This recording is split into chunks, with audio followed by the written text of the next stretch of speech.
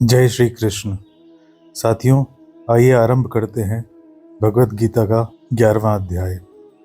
अर्जुन ने कहा, जो परम गोपनीय आध्यात्मिक ज्ञान आपने कृपा करके मुझे बताया, उसे सुनकर मेरा मोह चला गया है। मैंने विस्तार पूर्वक जीवों का उद्भव, लय और साथ ही आपका अक्षय महात्म भी सुन लिया। हे ईश्वर, आपने जो तत्व ज्ञान बताया वो ठीक है, तथापि मैं आपका साक्षात ईश्वरीय रूप देखना चाहता हूँ। हे प्रभु, यदि आप ऐसा मानते हैं कि मैं आपका रूप देखने के योग्य हूँ, तो आप मुझे अपना अविनाशी स्वरूप का दर्शन कराइए। भगवान बोले, हे पार्थ, तुम मेरे विविध आकृतियों तथा रंगों वाले सैकड़ों हजारों दिव्य रूपों को देखो। 12 आदित्यों, 8 वसुओं, 11 रुद्रों, 2 अश्विनी कुमारों, 49 मरुतों तथा और भी बहुत से आश्चर्यों को देखो।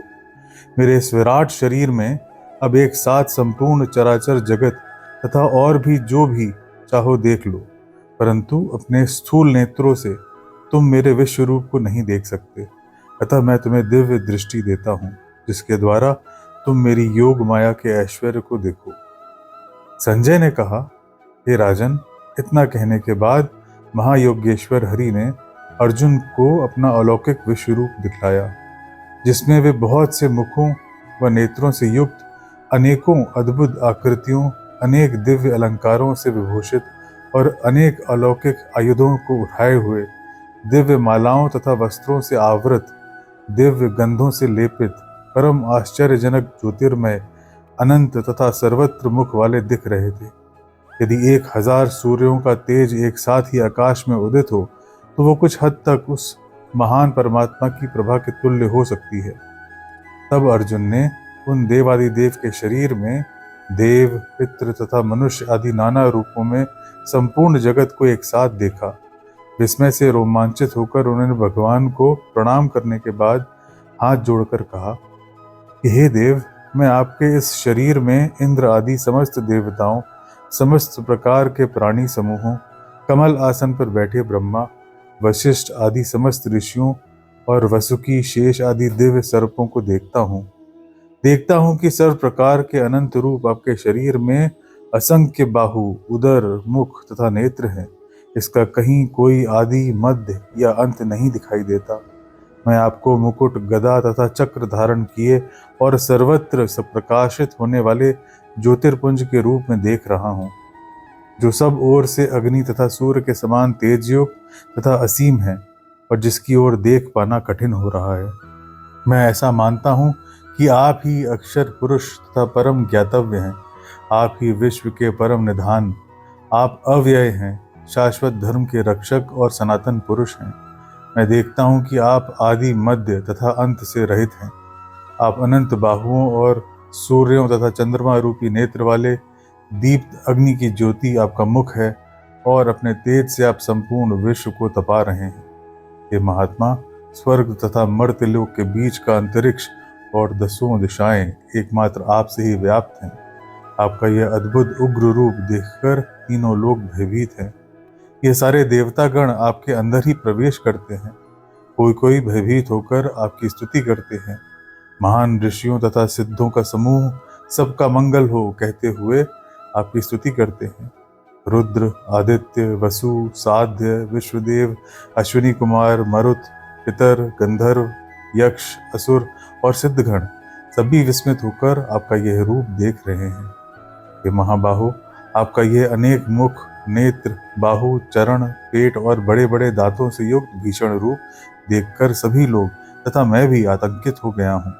आपके गगनचुंबी, ज्योतिर्मय, अनेक रंग वाले, खुले हुए मुख वाले, विशाल चमकते नेत्रों वाले रूप को देखकर मेरा हृदय आकुल हो गया है। मैं अपना धैर्य तथा शांति खो बैठा हूँ। अतः हे जगन निवास, आप मुझ पर प्रसन्न हो। समस्त राजाओं के साथ ही साथ धृतराष्ट्र के पुत्रगण, भीष्म, द्रोण, कर्ण और हमारे पक्ष के योद्धागण आपके भयंकर विकराल दांतों वाले मुख में तीव्र वेग से प्रवेश कर रहे हैं और किसी किसी के कुचले हुए सिर आपके दांतों के बीच फंसे हुए दिखाई दे रहे हैं। जैसे नदियों के अनेक जल प्रवाह द्रुत वेग से समुद्र की ओर प्रवाहित होते हुए उसी में विलीन हो जाते हैं, वैसे ही मनुष्य लोक के ये समस्त वीर आपके मुखों में प्रविष्ट हो रहे हैं। जैसे कीट पतंग तीव्र वेग से अग्नि में कूदकर विनाश को प्राप्त हो जाते हैं, वैसे ही समस्त प्राणी तीव्र गति से आपके मुख में प्रविष्ट होकर चूर्ण विचूर्ण हो रहे हैं। हे विष्णु, आप अपने प्रज्वलंत मुखों में समस्त लोगों को चबाते हुए चारों ओर अपनी जिह्वा फेर रहे हैं और आपका उग्र तेज संपूर्ण जगत को तपा रहा है। मुझे बताइए कि इस उग्र रूप वाले आप कौन हैं? हे देवादिदेव, आपको नमन है, आप प्रसन्न होइए। हे आदि पुरुष, मैं आपको जानना चाहता हूँ, क्योंकि आपकी इस कृत्य का उद्देश्य मेरी समझ में नहीं आता। भगवान बोले, मैं इन लोकों का नाश करने वाला शक्तिमान काल हूँ और इस समय लोक संहार करने में प्रवृत्त हूँ।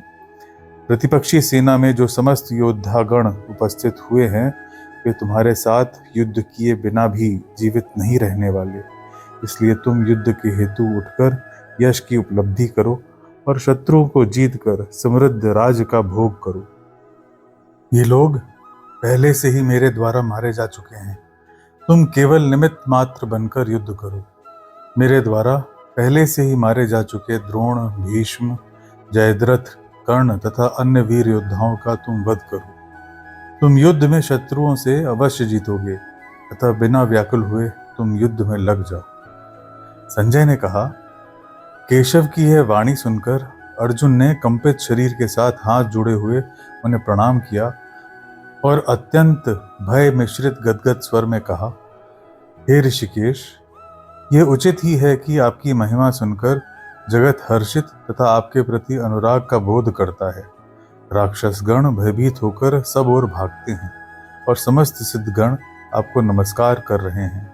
आप ब्रह्मा से भी बड़े तथा उनके भी आदि करता हैं, अतः क्यों न वे आपको नमन करें, क्योंकि हे अनंत, आप ही समस्त सत असत तथा उनके भी परे स्थित अक्षर ब्रह्म हैं। आप ही आदि देव, प्राचीन पुरुष और आप ही विश्व के परम आश्रय प्रलय स्थान हैं। आप ही एकमात्र ज्ञाता और जानने योग्य और परम लक्ष्य हैं। आपके द्वारा ही सारा ब्रह्मांड व्याप्त है। आप ही वायु, यम, अग्नि, वरुण, चंद्रमा, प्रजापति और पितामह ब्रह्म हैं। आपको हजारों बार नमस्कार है और पुनः बारंबार नमस्कार है। हे सर्वात्मा, मैं आपको सामने से, पीछे से और सभी ओर से नमस्कार करता हूँ, क्योंकि अनंत पराक्रमशाली आप समग्र ब्रह्मांड को व्याप्त करके स्थित होने के कारण सर्वरूप हैं। आपकी इस महिमा से अनभिज्ञ रहने के कारण ही मैंने आपको अपना मित्र समझा और प्रमाद अथवा प्रीति के कारण ही हे कृष्ण, हे सखा आदि कहकर संबोधित करता रहा।